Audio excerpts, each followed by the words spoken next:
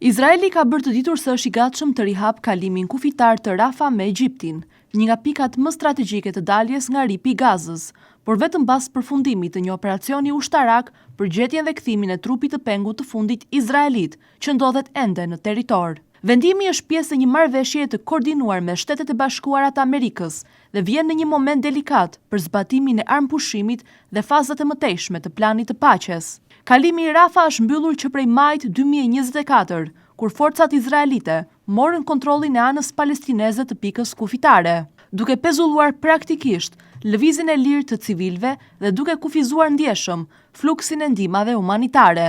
Rihapja e tij ishte parashikuar në fazën e parë të marrëveshjes së armpushimit mes Izraelit dhe Hamasit, e cila nisi në tetor, por autoritetet izraelite vendosën kushte shtesë të lidhura drejt për drejt me fatin e pengjeve.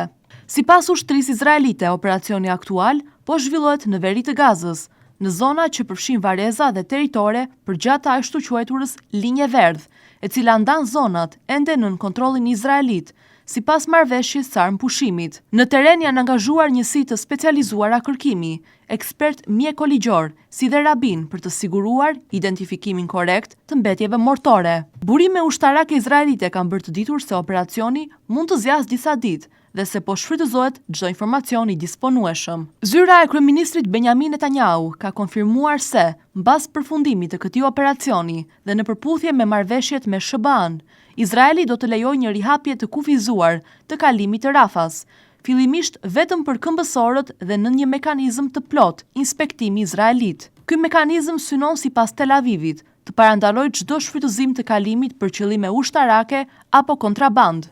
Nga ana tjetër, krau ushtarak i Hamasit, brigadat Izedin Al-Qassam, ka deklaruar se u ka dorëzuar ndërmjetësve ndërkombëtar të gjitha informacionet që disponon lidhur me vendodhjen e trupit, duke pohuar se forcat izraelite tashmë po kërkojnë në një nga lokacionet e identifikuara.